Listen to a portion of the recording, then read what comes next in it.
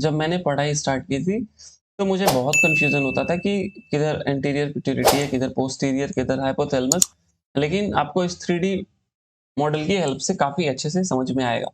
हरिओम, योग शिक्षा के YouTube चैनल पर आप सभी का स्वागत है। आज हम लोग एंडोक्राइन सिस्टम को पढ़ेंगे। जैसे कि स्केलेटल सिस्टम में हम लोगों ने बोन्स को स्टडी किया था। अगर आपने उस वीडियो को नहीं देखा है तो आपके स्क्रीन पे उस वीडियो का लिंक आ रहा होगा, आप जरूर जाके देख लें। वहां पर मैंने 3D मॉडल की हेल्प से एक एक बोन्स को बहुत अच्छे से समझाया है, आप उसको जरूर देख लें। डाइजेस्टिव सिस्टम में हम लोग पैनक्रियाज, लीवर, इंटेस्टाइन, स्टोमक को स्टडी करेंगे। सर्कुलेटरी सिस्टम में हम लोग ब्लड, आर्टरी, वेन्स, हार्ट को पढ़ेंगे। ठीक उसी तरह एंडोक्राइन सिस्टम में आज हम लोग ग्लैंड्स और हार्मोन्स के बारे में पढ़ने वाले हैं। तो सबसे पहले समझेंगे एंडोक्राइन सिस्टम होता क्या है। एंडोक्राइन सिस्टम जिसमें कि सारे ग्लैंड्स आते हैं और वह ग्लैंड हमारे बॉडी फंक्शन को रेगुलेट करते हैं। जैसे कि हमारा बॉडी इन्वायरमेंट से कैसे रिएक्ट कर रहा है, हमारे बॉडी में किसी भी सब्सटेंस का लेवल कैसा है, जैसे कि ग्लूकोज का लेवल बढ़ा हुआ है या घटा हुआ है, हमारे ग्रोथ को देखता है। तो हर ग्लैंड एक केमिकल मैसेंजर सिक्रेट करता है और यह मैसेंजर सीधे हमारे ब्लड में जाते हैं और ब्लड के थ्रू उन्हीं टारगेटेड सेल पे जाएंगे जिसके लिए इन मैसेंजर्स को रिलीज किया गया है। और इन्हीं मैसेंजर्स को हम लोग हार्मोन्स कहते हैं। यह हार्मोन्स उन्हीं सेल के पास जाएंगे जिनके पास इनका रिसेप्टर होगा और यह हार्मोन्स सेल मेम्ब्रेन से इंटर करके साइटोप्लाज्म के थ्रू न्यूक्लियस में जाके उस सेल या टिश्यू या फिर ऑर्गेन के बिहेवियर को चेंज करते हैं। यह पूरे हार्मोन का फंक्शन है।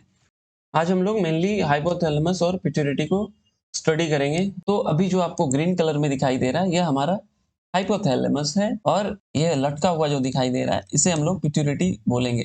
इसे भी दो पार्ट्स में हम लोग देखते हैं, एक एंटीरियर जो अभी आपको दिखाई दे रहा है ग्रीन कलर का, और एक पोस्टीरियर। अगर आप इधर की तरफ देख रहे हैं राइट साइड, तो जो सामने का हिस्सा होगा वह आपका एंटीरियर पिट्यूटरी होगा और जो आपके पीछे की साइड हिस्सा होगा वह पोस्टीरियर पिट्यूटरी होगा। पीछे वाले को हम लोग न्यूरो हाइपोफाइसिस बोलते हैं। न्यूरो हाइपोफाइसिस क्यों बोलते हैं? क्योंकि आपके हाइपोथैलेमस में जो हॉर्मोन्स बनते हैं अगर वो पिट्यूटरी में आके स्टोर होते हैं तो वह न्यूरॉन्स के थ्रू आते हैं।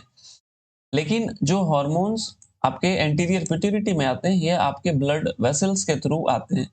इसलिए पीछे वाले हिस्से को, जिसको हम लोग पोस्टीरियर पिट्यूटरी बोलते हैं, जो आपको स्क्रीन पे दिखाई दे रहा है, इसको हम लोग न्यूरो हाइपोफाइसिस बोलते हैं और आगे वाले हिस्से को एडिनो हाइपोफाइसिस। तो चलिए हम लोग आगे देखते हैं। मैं आशा करता हूँ आपको इसके स्ट्रक्चर समझ में आ गए होंगे। आगे चलते हैं, हम लोग हार्मोन्स के नाम देख लेते हैं। कौन कौन से हार्मोन्स एंटीरियर पिट्यूटरी से आता है, कौन कौन से पोस्टीरियर पिट्यूटरी। तो यह हमारा एंटीरियर पिट्यूटरी है जिसको एडिनो हाइपोफाइसिस। पोस्टीरियर पिट्यूटरी को हम लोग क्या बोलते हैं? Neuro hypophysis. इसका नाम याद रखिएगा, ये सब टर्म्स एग्जाम में पूछे जा सकते हैं कि हम लोग एंटीरियर पिट्यूटरी को दूसरा नाम क्या बोलते हैं, तो एडिनो हाइपोफाइसिस। अब देखिए, पोस्टीरियर पिट्यूटरी कोई भी हार्मोन्स का फॉर्मेशन नहीं करता है। पोस्टीरियर पिट्यूटरी दो हार्मोन्स इसमें रहते हैं, एडीएच और ओएक्सटी। एडीएच क्या हुआ? एंटी डायूरेटिक हार्मोन्स, और ओएक्सटी क्या हुआ? ऑक्सीटोसिन। यह हमारे हाइपोथैलेमस से न्यूरॉन्स के थ्रू आके पोस्टीरियर पिट्यूटरी में स्टोर होते हैं। याद रखिएगा, पोस्टीरियर पिट्यूटरी कोई भी हार्मोन्स सिक्रीट नहीं करता है। ये दोनों हार्मोन्स एडीएच और ऑक्सीटोसिन हाइपोथैलेमस के थ्रू आके पोस्टीरियर पिट्यूटरी में लेटर यूज के लिए स्टोर होते हैं। लेकिन एंटीरियर पिट्यूटरी इन सारे हार्मोन्स का फॉर्मेशन करता है। कौन कौन से? TSH, thyroid stimulating hormones, ACTH, adrenocorticotropic hormones, FSH, follicle stimulating hormones या LH, luteinizing hormones, PRL, prolactin, MSH, melanocyte stimulating hormones, और एचजीएच, ग्रोथ हार्मोन्स। 6 हार्मोन्स हमारा एंटीरियर पिट्यूटरी सिक्रीट करता है। आपको यह पता होना चाहिए। अब यह काम कैसे करता है इसको आप ध्यान से देखिए। हाइपोथैलेमस का भी हम लोगों ने देखा, एडीएच और ओएक्सटी एंटी डायूरेटिक हार्मोन्स और ऑक्सीटोसिन सिक्रीट करता है। इसके अलावा हाइपोथैलेमस जितने भी ये सारे हार्मोन्स हैं इनके लिए हाइपोथैलेमस रिलीजिंग हार्मोन सिक्रीट करेगा। इस बात को हम लोग इनफंडिबुलम बोलते हैं। अब देखिए, यही रिलीजिंग हार्मोन्स जब इनफंडिबुलम के थ्रू एंटीरियर पिट्यूटरी में आएंगे तभी ये सब हार्मोन्स एंटीरियर पिट्यूटरी रिलीज करेगा, अदरवाइज नहीं करेगा। और जो हार्मोन्स हाइपोथैलेमस के थ्रू इंटीरियर पिट्यूटरी में आएंगे उसको हम लोग बोलेंगे रिलीजिंग हार्मोन्स। तो जितने भी हार्मोन्स होंगे, हर हार्मोन्स के एक रिलीजिंग हार्मोन्स हाइपोथैलेमस रिलीज करेगा।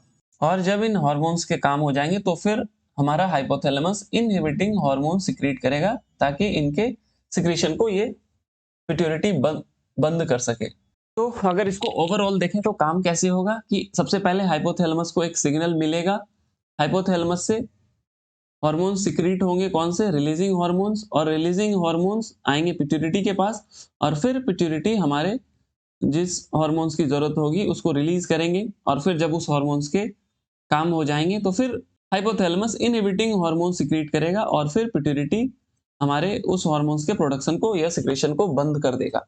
तो एक बार रिवाइज कर लेते हैं। पोस्टीरियर पिट्यूटरी हमारा कोई हार्मोन सिक्रीट नहीं करता। दो हार्मोन्स जो हाइपोथैलेमस बनाते हैं वो आके पोस्टीरियर पिट्यूटरी में स्टोर होते हैं। पोस्टीरियर पिट्यूटरी को हम लोग न्यूरोहाइपोफाइसिस बोलते हैं।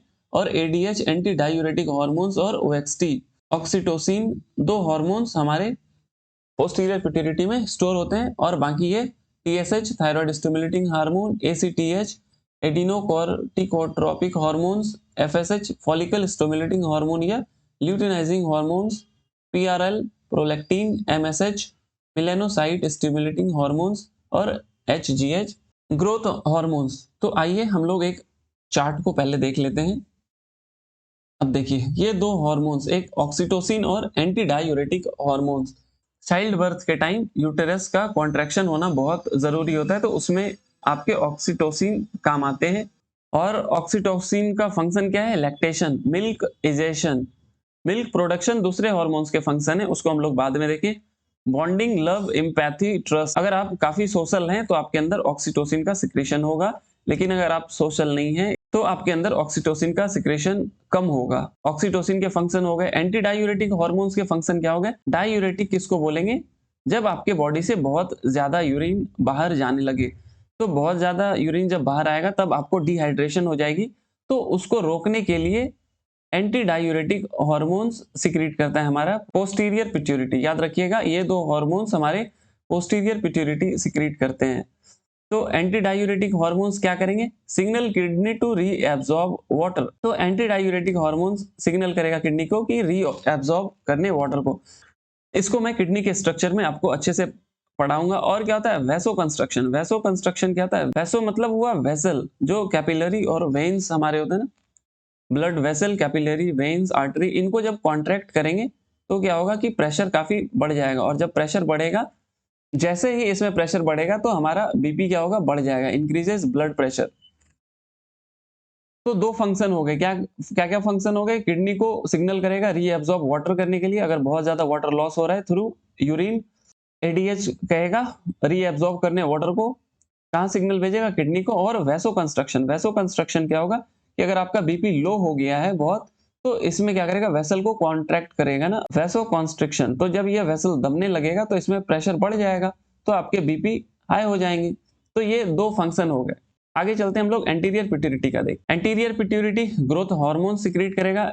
इसके फंक्शंस क्या होंगे, ग्रोथ ऑफ बोन्स के लिए protein synthesis, tissue repair, cell regeneration और इंक्रीज ब्लड शुगर। तो याद रखिएगा ये सारे फंक्शन ग्रोथ हार्मोन्स के हो गए। Thyroid stimulating hormones stimulate the thyroid gland to produce thyroid hormones. कौन कौन से हार्मोन्स होते हैं, T3 और T4। ACTH एडिनोकोर्टिकोट्रोपिक हार्मोन्स, यह क्या करता है, stimulate adrenal cortex to produce cortisol during stress. Follicle stimulating hormones, यह क्या करता है, stimulate growth of germ cell in testis in male and ovaries in female. Luteinizing hormones stimulate the production of testosterone and estrogen, cause ovulation, convert residual follicle into corpus luteum। इसको हम लोग जब ovaries और testis को study करेंगे तो काफी detail में देखेंगे। और प्रोलैक्टिन जो मिल्क प्रोडक्शन में हेल्प करता है, याद रखिएगा प्रोलैक्टिन मिल्क प्रोडक्शन में हेल्प करता है और ऑक्सीटोसिन मिल्क इजेशन में हेल्प करता है। दोनों दो हार्मोन्स के काम है। कल को क्वेश्चन मिल जाएगा ना, मिल्क इजेशन में कौन से हार्मोन्स रोल प्ले करते हैं, तो आपका आंसर हो जाएगा ऑक्सीटोसिन। और अगर क्वेश्चन पूछ ले मिल्क प्रोडक्शन में कौन सा हार्मोन्स रोल प्ले करता है, तो प्रोलैक्टिन। ये छोटे छोटे डिफरेंस आपको पता होने चाहिए।